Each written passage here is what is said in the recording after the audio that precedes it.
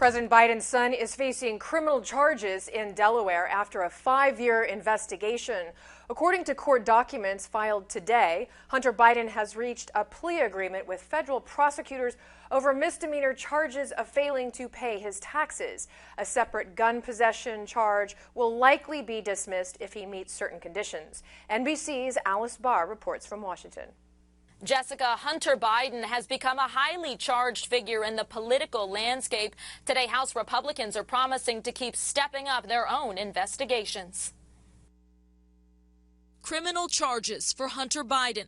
After a 5-year investigation, the Trump-appointed U.S. Attorney for Delaware has reached a plea deal with the president's son, in which he's expected to plead guilty to 2 federal misdemeanor counts of willfully failing to pay his taxes. He also faces a felony gun possession charge that's set to be dismissed if he meets certain conditions.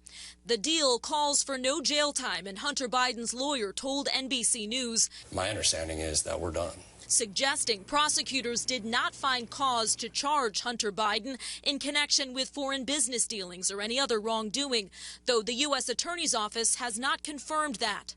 Republicans quick to criticize, comparing the case to former President Trump's federal felony indictment. If you are the president's leading political opponent, the DOJ tries to literally put you in jail and give you prison time. If you are the president's son, you get a sweetheart deal.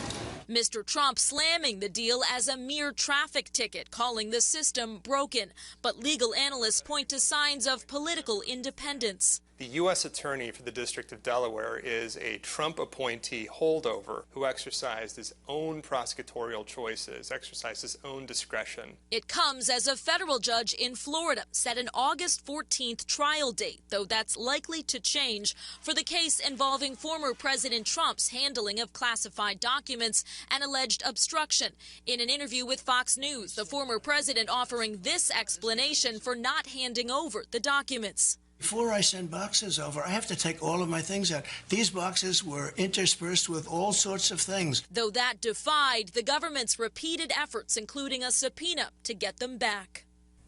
Going back to Hunter Biden, his lawyer says his client believes it's important to take responsibility for these mistakes he made during a period of turmoil and addiction. The White House says the president and First Lady love their son and support him as he continues to rebuild his life. In Washington, Alice Barr, News 11. Jessica, back to you.